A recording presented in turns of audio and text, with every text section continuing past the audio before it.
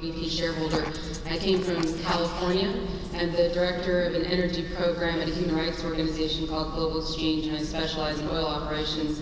I've written my third book, which I'd like to offer to Mr. Dudley, called Black Tide, the devastating impact of the Gulf oil spill. There's a great deal in it about your predecessor that I think you'll find useful and informative, and I'd very much like to offer it to you. I wrote the book after spending 8 months embedded within those communities in the United States Gulf Coast most directly impacted by the BP oil spill. And I have several questions as a result of that time and that experience about BP's ongoing deep water operations, which you have said at the beginning will be an increasing amount of your portfolio and the safety of those operations.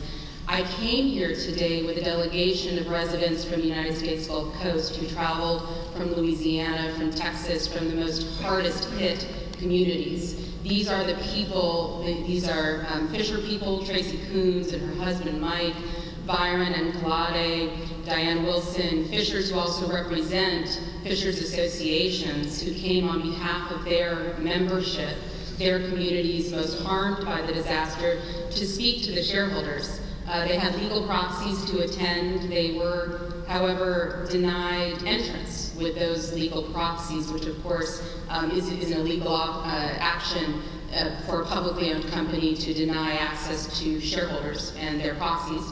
They came because they wanted to talk to the board, the executives, they wanted to talk to the shareholders about the ongoing devastation that is still happening in the Gulf. We have livelihoods that are still impacted. We still have oil coating the bottom of the ocean. We still have dispersant coating the bottom of the ocean. We still have waves that roll in and oil rolls in with it. We stick a stick in the sand and there's still oil there. What we don't have at the bottom of the ocean is the life that is supposed to be there. Everything from worms to seahorses, but for many, most importantly, the baby oysters, the baby shrimp that are supposed to reside in the Gulf, that are supposed to provide the livelihoods for communities there, and they're very concerned about 5 years out, six years out, what's going to happen. And we're very concerned about the fact that BP is still fighting with our laws. We have something called the Clean Water Act. Under the Clean Water Act, BP is obligated to pay between $1,000 and $4,300 per barrel of oil spilled. The commissions that you cited at the beginning of this presentation have all concluded that 5 million barrels of oil were spilled, 210 million gallons of oil. To restore the Gulf, to take care of your financial obligations, your legal obligations, that's a $20 billion fee simply for the oil spilled.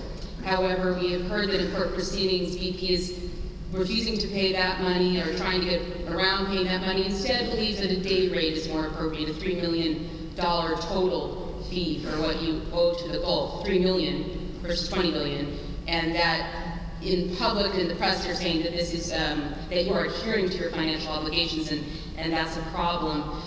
We also need to be concerned about ongoing operations, not just cleanup, because of course in the documents that BP presented to the United States government prior to beginning the operations of the Macondo well in the Deepwater Horizon, you asserted that you had the capacity, knowledge, know-how, technology to deal with the Deepwater blowout. A Deepwater blowout happened, and Mr. Dudley, your predecessor, then announced shortly thereafter to the world that he didn't really know what to do in the case of a Deepwater blowout, that we were going to apply shallow water technology to the Deepwater blowout. And I don't isolate BP. Chevron didn't know, Exxon didn't know, Shell didn't know, Transocean didn't know, Halliburton, Cameron.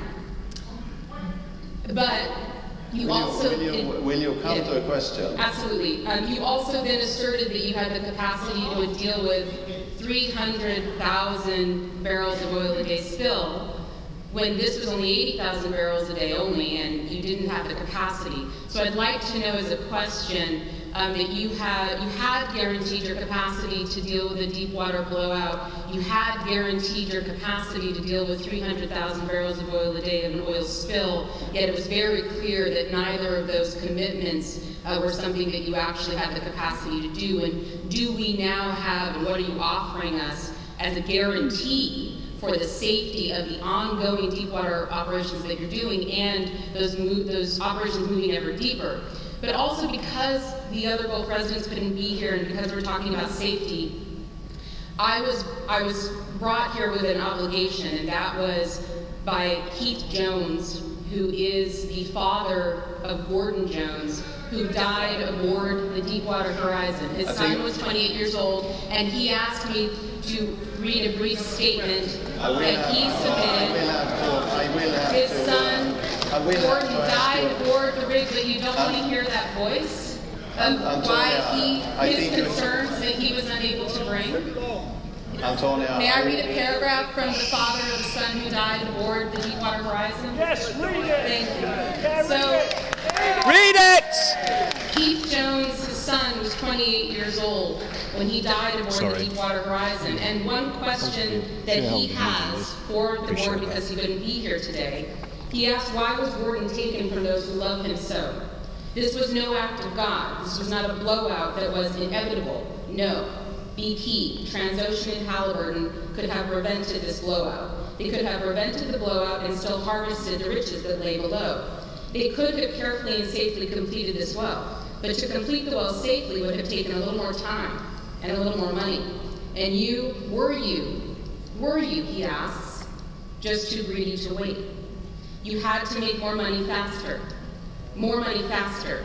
And if that put those who were on the rig at risk, well, sometimes one has to take a few chances, right? After all, none of you were on that rig.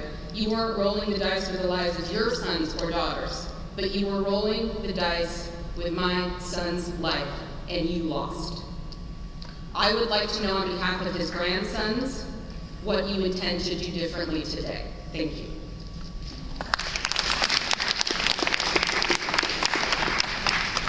Let me first say that nothing that we do can bring the 11 lives lost back.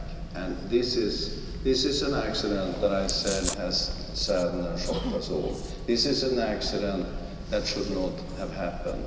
And we are, as a company, absolutely committed. And I am, and the board is, and everybody are, committed to do everything we possibly can to not make this happen again. You must rest assured on that.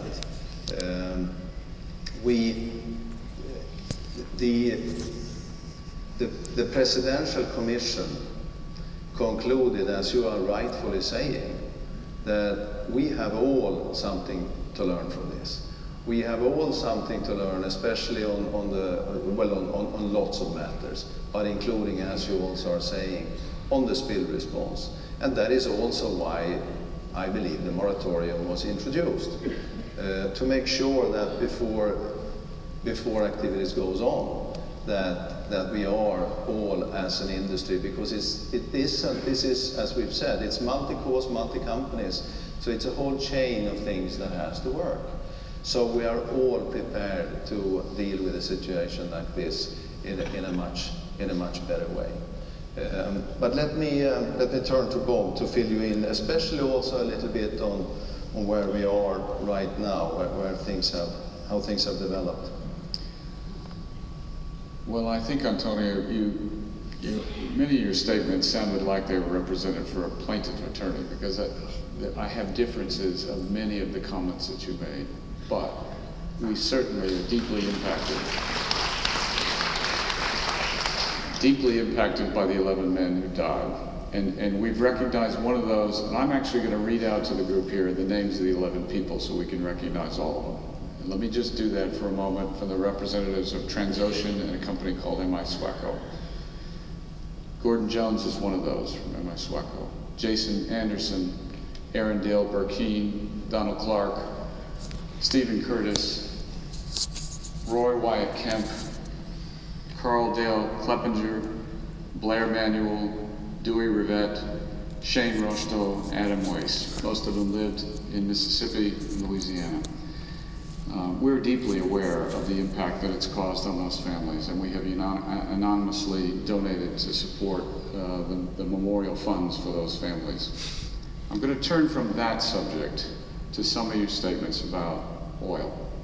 BP does disagree with the amount of oil. There is no study which has confirmed the amount of oil that leaked into the ocean. As you said, as a shareholder, you should be concerned about a number that is too high or a representation of gross negligence which multiplies a fine from 1,100 barrels to